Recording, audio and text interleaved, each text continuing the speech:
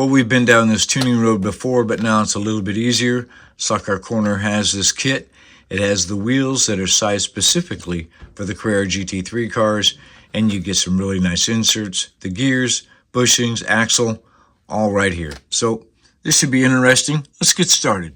And taking a closer look at the wheels inside the kit, these are the CBD 1850, again specifically made for the Carrera GT3 cars. If you put this wheel set up against the aluminum wheel, you'll see that they are identical in size. And the reason for that is tire compatibility. They have already made tires to fit this Carrera wheel with this extra deep rib. First, you have the CA02. And then you have the CA03 in the quick slick silicone, and you have the Paul Gauge 2012-5 LMXD, that XD meaning extra deep. So that's why this wheel is made to that size, because of tire compatibility. If you're just getting started tuning in this hobby, you're going to need some special tools to get the job done right. First of all is the 0.9 hex wrench. This all-important wrench is for those tiny little N2 set screws that you find inside the wheels and the gears on CB Design, slotted, etc. And normally, it's not a wrench that you can walk into your local Lowe's or Ace and have it. It's always been kind of a online tool. So that's why Stock Car Corner carries it. They have the Weir brand, which is a very good brand. I've had this wrench now for about 2 years. Very durable. I have no complaints. Second up, you're going to need a good caliper. Yes, you will. And you don't have to break the bank, though, okay? You can get a good caliper for around $40 to $70 like this one here. Just look for the ones that have the metal jaws. You don't want the plastic jaws. They just wear out too quickly. And finally, you need a really good pinion press gear puller and slot invasion. Again, they won't break the bank. This is right around $50. Now, there's other brands out there, so just shop around for your budget and what looks right to you. Once we have the body off, removal of the rear axle is really easy. Just a little bit of pressure underneath here, just pops right out. And on the other side, we are good to go. Now remember, what's that? That's right, never throw anything away. So keep this, we'll talk about that later. And don't forget, we're going to change the pinion too. This car, and since we are going to change the pinion on this motor, we'll remove it.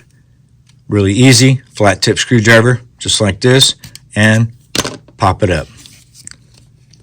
Take the motor out, and you don't have to get a soldering iron out or anything. It does have these quick disconnects right here.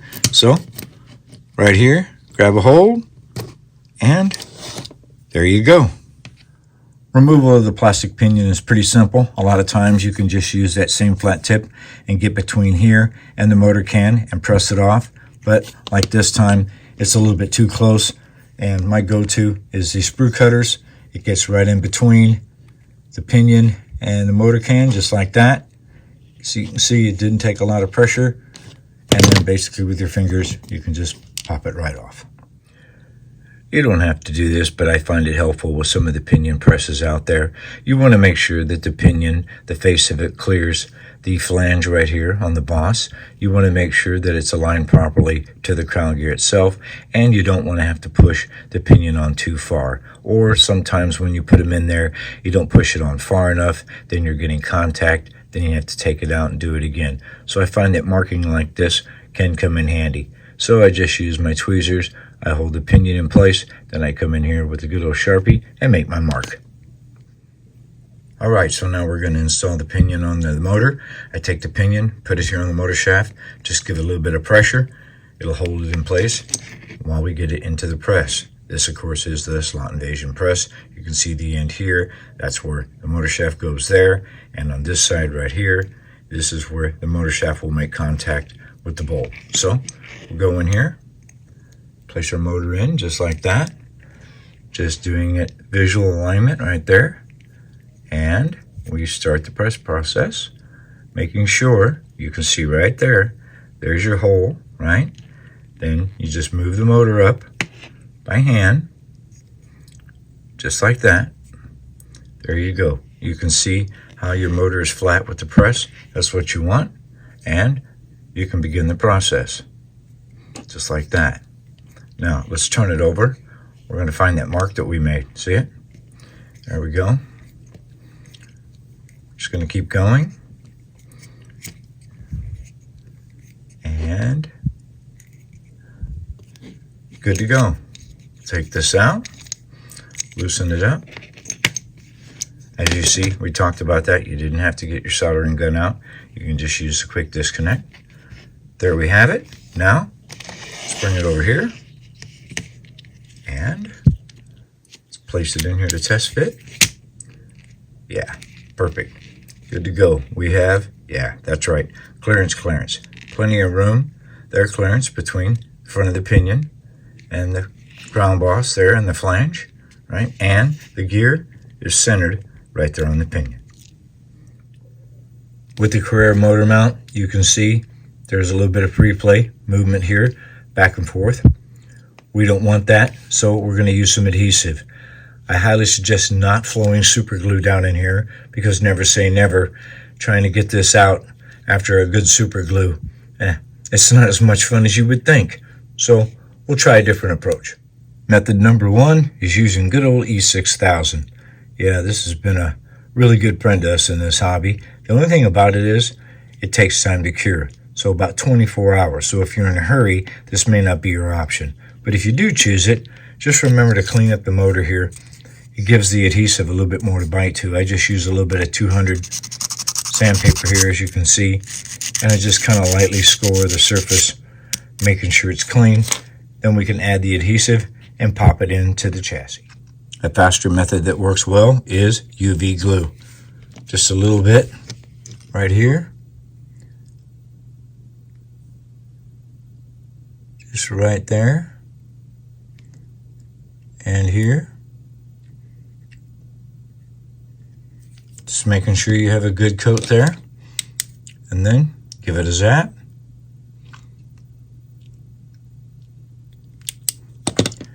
And you're good. Nice and secure. Yet, if you want to remove the motor, it's pretty easy. Just a little bit of pressure. It'll peel right away. You can get it out.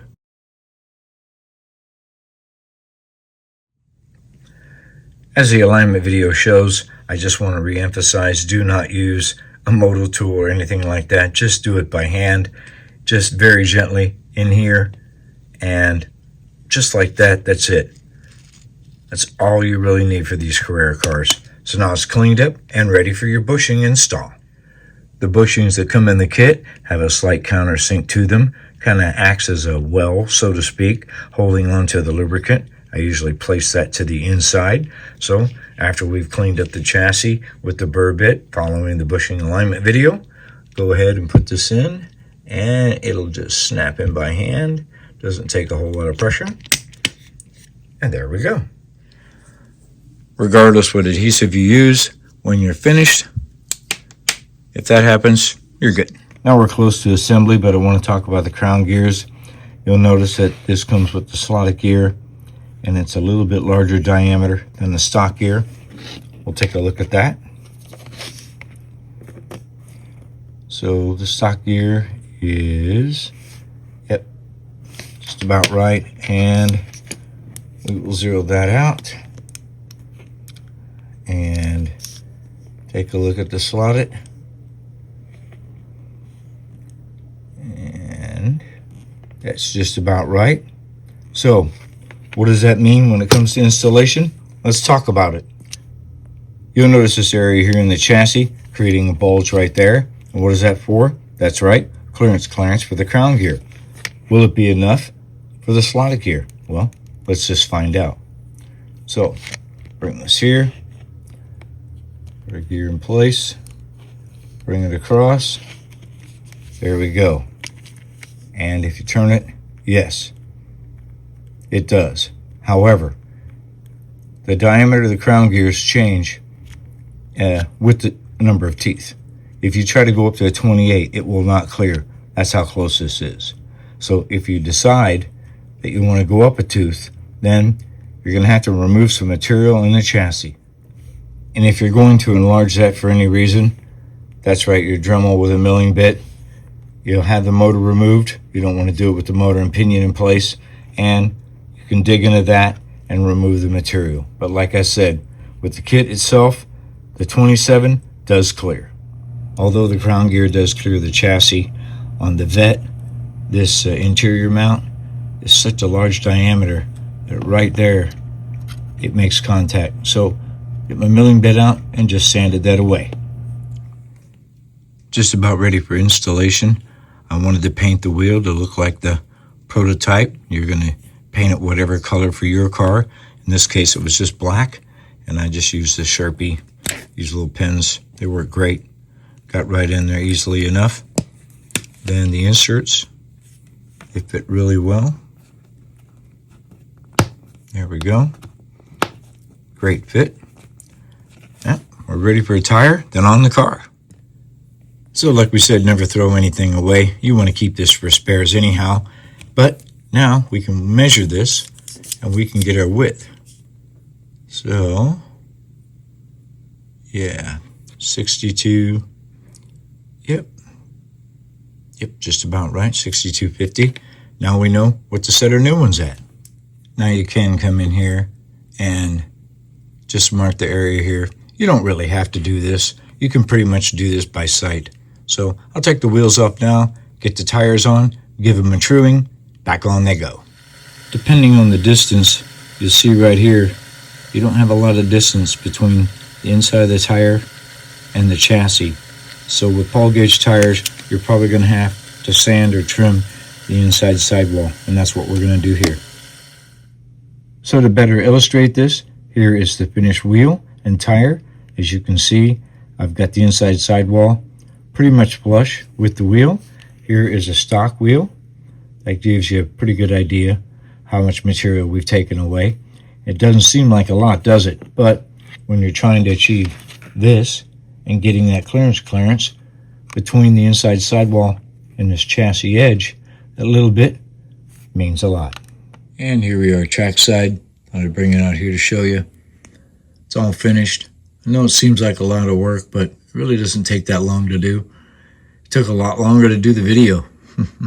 Anyway, it's really smooth. That's what we're looking for right there. That shatter's gone.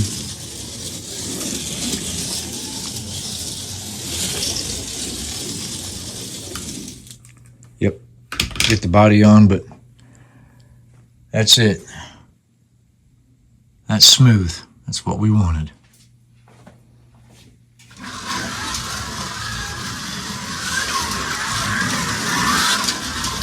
That's what we're talking about right there. Yep.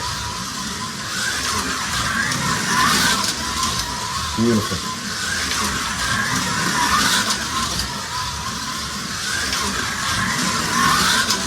Yeah. These cars look so good they deserve it. Hope you enjoyed it. It was a lot of fun.